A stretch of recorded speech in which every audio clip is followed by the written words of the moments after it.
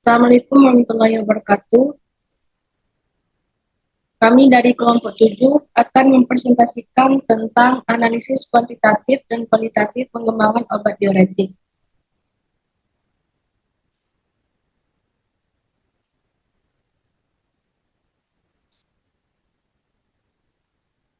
Adapun anggotanya, yang pertama ada Wahyu Eka Suryani dengan NIM 17, saya sendiri Mazatul Umah dengan NIM 75.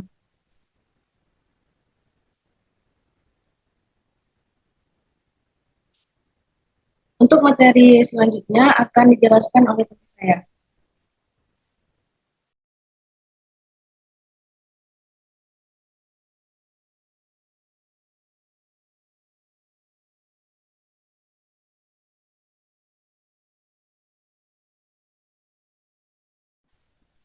Latar belakang. Diuretik adalah obat yang meningkatkan aliran urin. Mereka biasanya digunakan untuk mengobati edema, hipertensi, dan gagal jantung. Biasanya kelompok farmakologi terdiri dari 5 kelas, yaitu diuretik tiazid, diuretik loop, diuretik hemat kalium, diuretik osmotik, dan inhibitor karbonat anhidrase. Adapun mekanisme kerja obat diuretik ini dapat menyebabkan banyaknya efek samping, diantaranya berupa penurunan ion elektrolit, intoleransi glukosa, peningkatan konsentrasi lipid serum, dehidrasi, dan ginekomastia. Banyaknya efek samping dari obat diuretik ini memicu penggunaan tanaman herbal sebagai alternatif pengobatan karena relatif lebih aman. Obat diuretik ini banyak digunakan sebagai terapi berbagai macam penyakit. Next.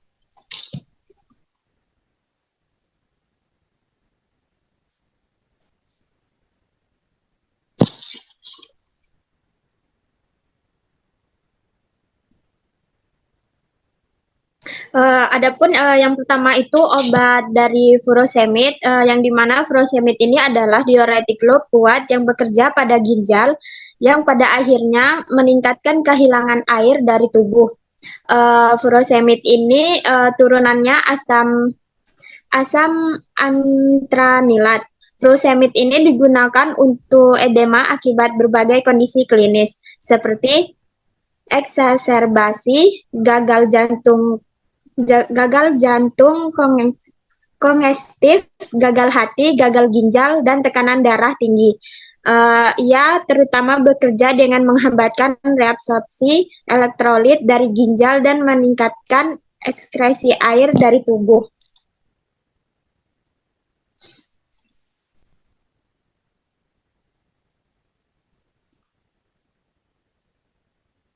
Adapun struktur dari obat furosemid ini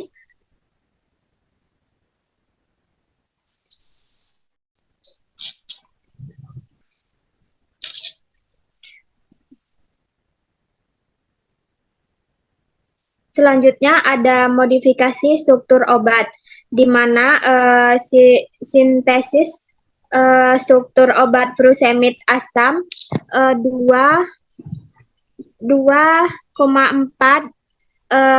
diklorobenzoat diubah menjadi asam 5 aminosulfonil 4,6 diklorobenzoat melalui reaksi dengan asam klorosulfonat diikuti dengan reaksi amino. Selanjutnya itu reaksi senyawa yang akan terbentuk di atas dengan furfurilamin menghasilkan furosemid. Next.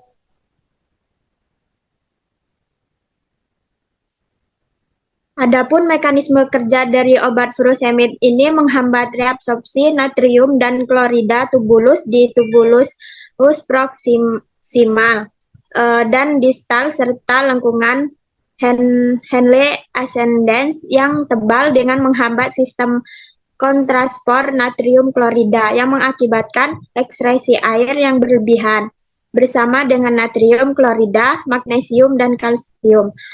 Hubungan struktur dan aktivitas kerjanya ini furosemid atau lasik farsik salurik impugan itu merupakan diuretik saluretik yang kuat. Aktivitasnya 8 sampai 10 kali diuretik tiazid. Awal kerja obat terjadi di dalam 0,5 sampai 1 jam setelah pemberian oral dengan masa kerja yang relatif pendek kurang lebih 6 sampai 8 jam. Absorpsi furosemid dalam saluran cerna cepat. Ketersediaan hayatinya 60-69% pada subjek normal dan kurang lebih 91-99% obat terikat oleh plasma protein. Kadar darah maksimalnya dicapai dalam 0,5 sampai 2 jam setelah pemberian oral dengan waktu paru biologis kurang lebih 2 jam. Furosemid digunakan untuk pengobatan hipertensi ringan dan moderat karena dapat menurunkan tekanan darah. Dosisnya itu 20-80 mg per hari. Next.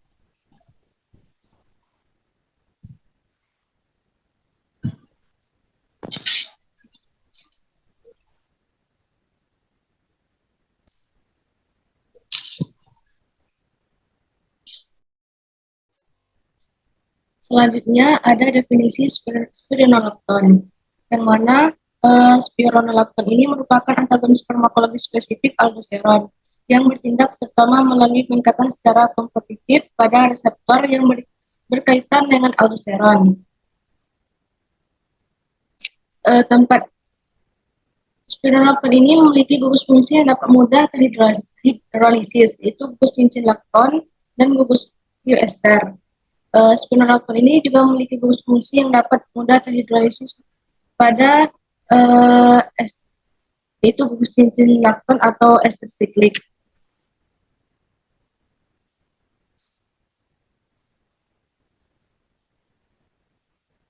Berikut ada contoh dari struktur spironolakton.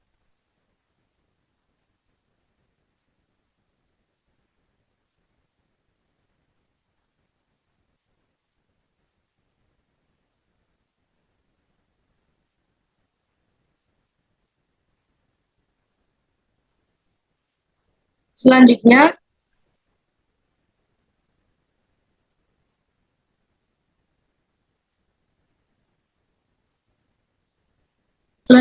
ada modifikasi struktur obat spironolakton.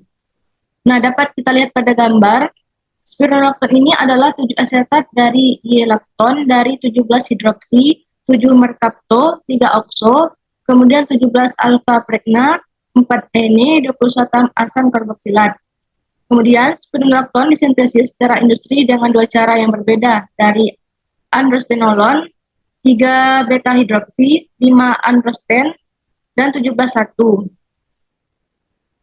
Nah, menurut metode pertama, androstenolon ini mengalami etinilasi oleh asetilena dalam kondisi reaksi normal, menggunakan natrium amide dalam amonia cair, yang mana membentuk 17 alfa etinil, 3 beta, 17 beta dihidroksi, 5 androsten. Kemudian reaksi selanjutnya dengan metil magnesium bromida dan kemudian dengan karbon dioksida menghasilkan asam propenal yang sesuai. Lalu reduksi ikatan rangkap 3 dalam produk ini dengan hidrogen menggunakan palladium pada katalis kalsium karbonat, yang mana membentuk turunan asam akrilat yang sesuai. Lalu diolah dengan asam tanpa diisolasi, yang dapat menyebabkan siklisasi menjadi turunan lakton tak jenuh. Lalu ikatan rangkap direduksi oleh hidrogen, yang mana hal ini menggunakan katalis palladium pada karbon, yang dihasilkan mengalami oksidasi dalam reaksi Oppenauer, menghasilkan turunan keto tak jenuh, 4 androsten, 3,17 dione. Lalu oksidasi lebih lanjut dari produk menggunakan pronoanil menghasilkan dienon, yang mana bila direaksikan dengan asam tiosetat dapat menghasilkan spironolakton yang diinginkan.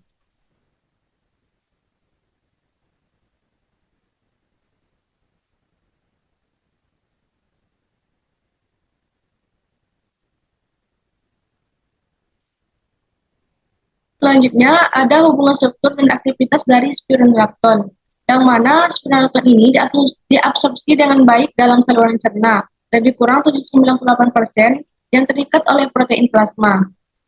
Kemudian dimetabolisme oleh hati menjadikan renon yang yaitu yang bertanggung jawab terhadap 80% aktivitas diuretiknya.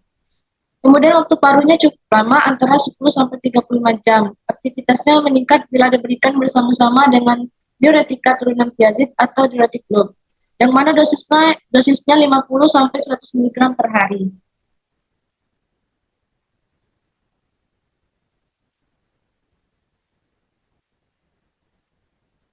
Selanjutnya ada mekanisme kerja dari spironolakton, yang mana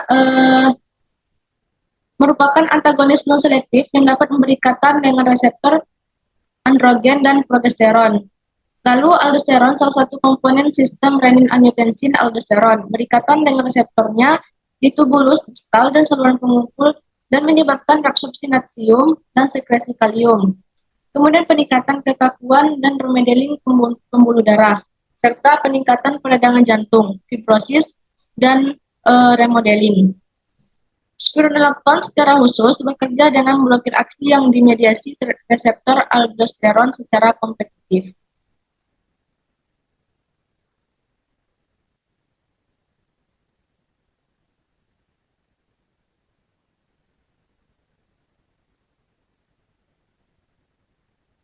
Selanjutnya, definisi dari obat hidroklorotiazid, yang mana hidroklorotiazid ini merupakan obat antihipertensi golongan diuretik yang mana bekerja dengan mekanisme menghambat absorpsi natrium dan klorida.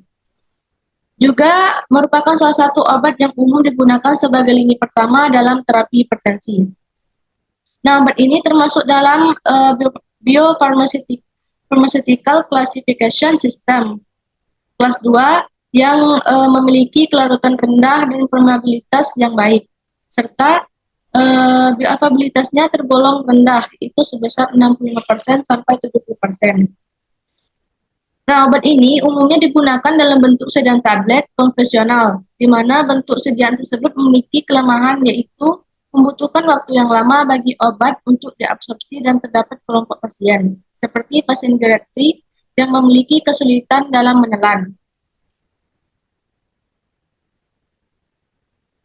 Nah, ini adalah contoh struktur dari obat hidroklorotiazid.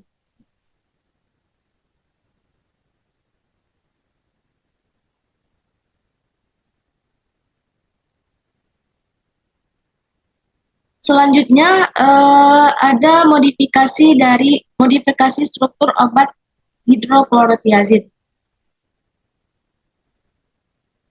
Nah, dapat dilihat pada gambar yang mana terdapat 3 kloroanilin yang direaksikan dengan asam klorosulfonat yang dapat menghasilkan molekul 4 amino, 6 klorobenzena, 1,3 disulfonil diklordi yang pada aminasi berikutnya. Kemudian menghasilkan 4 amino, 6 klorobenzena, 1, disulfonamida. Setelah itu, perlakuan lebih lanjut dengan formaldehida yang menghasilkan hidroklorotiazid.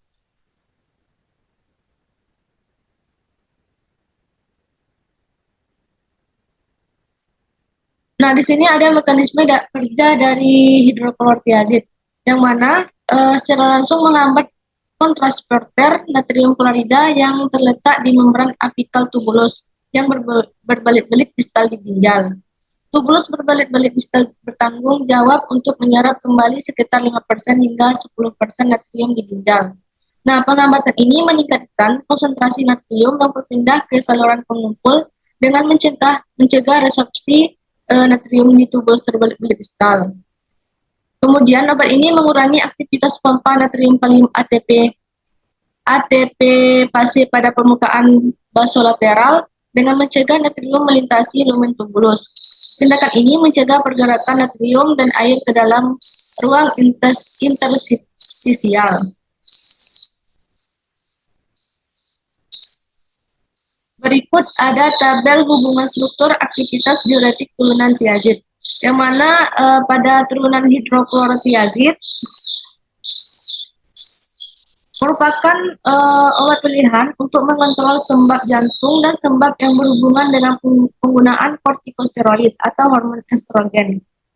Obat ini juga digunakan untuk mengontrol hipertensi ringan, kadang-kadang dikombinasi dengan obat-obat antihipertensi seperti reserpin dan hidralazin, atau beta blocker seperti acebutolol, yang mana awal kerja obat ini terjadi lebih kurang 2 jam setelah pemberian secara oral. Kadar plasma tertinggi dicapai dalam lebih kurang 4 jam dengan masa kerja lebih kurang 10 jam.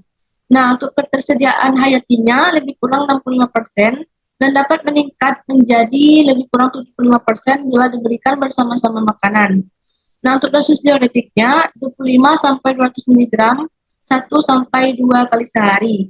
Untuk mengontrol hipertensi 25 sampai 50 mg sampai 1 sampai 2 DD.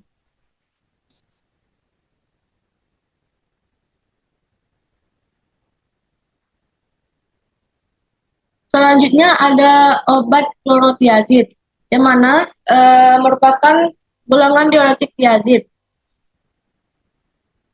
Obat ini dapat mengurangi jumlah air dalam tubuh dengan meningkatkan aliran urin, kemudian membantu menurunkan tekanan darah dan menghilangkan kelebihan cairan atau edema.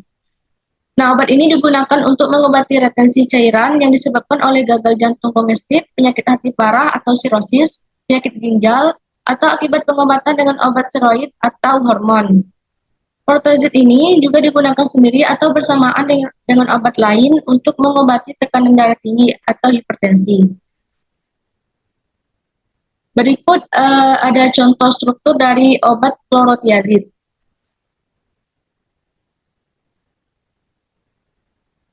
Selanjutnya ada modifikasi struktur obat, yang mana pada gambar ini, pada metode sintesis sulfonitlorinasi, pada gambar ini disintesis sulfonitlorinasi 3-kloroanilin yang menggunakan asam klorosulfonat, kemudian menghasilkan 4,6 sulfonoklorida 3-kloroanilin. Nah, yang terakhir direaksikan dengan amonia menghasilkan 4,6 sulfonilamida 3-kloroanilin. Lalu pemanasan senyawa yang terbentuk di atas dengan formamida didapatkan yang mana menghasilkan obat klorotiazid.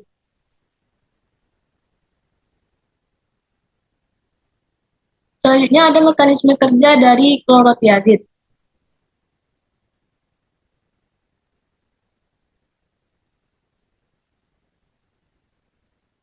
Yang mana mekanisme kerjanya, yang pertama dapat mencegah reabsorpsi klorida aktif pada tubulus distal awal melalui kontransportor natrium klorida yang mengakibatkan peningkatan ekspresi natrium, klorida, dan air dari tubuh. Obat ini juga berdekatan dengan transportor NaCl yang sensitif terhadap tiazid dan mencegah transport ion natrium melintasi apical tubulus ginjal. Hal ini meningkatkan ekspresi kalium melalui mekanisme pertukaran NaK. Juga dapat memediasi aksinya pada karbonat anhidrase di otot polos atau pada saluran konduktansi besar yang ditemukan di otot polos.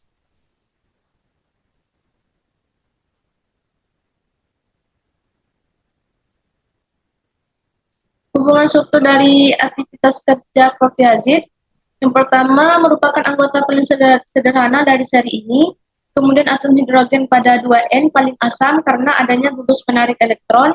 Yang ketiga, gugus sulfonamida pada posisi C7 yang dapat memberikan keasaman tambahan pada obat.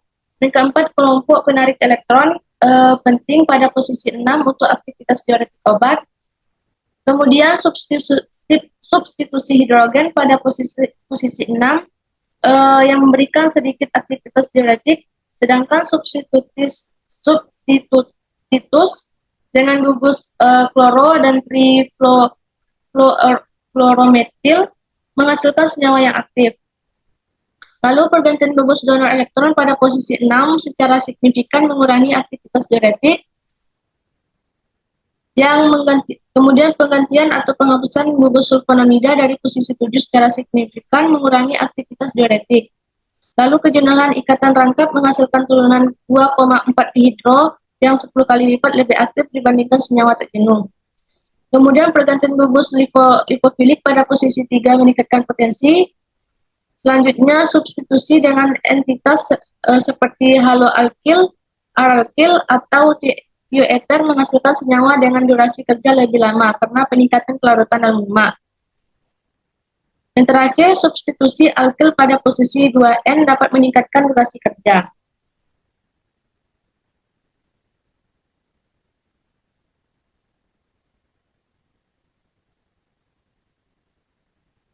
Jadi kesimpulan dari materi kami, yang mana mekanisme kerja obat diuretik ini dapat menyebabkan banyak efek samping, diantaranya berupa penurunan ion elektrolit, intoleransi glukosa, peningkatan konsentrasi lipid serum, dehidrasi, dan ginekomastia, di mana banyaknya efek samping dari obat diuretik memicu penggunaan tanaman herbal sebagai alternatif pengobatan karena relatif lebih aman.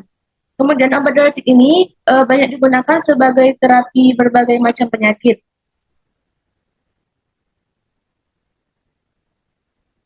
Yang mana hasil penelitian menyebutkan bahwa diuretik menjadi obat yang paling banyak diresepkan pada penderita hipertensi, yaitu sebesar 49%.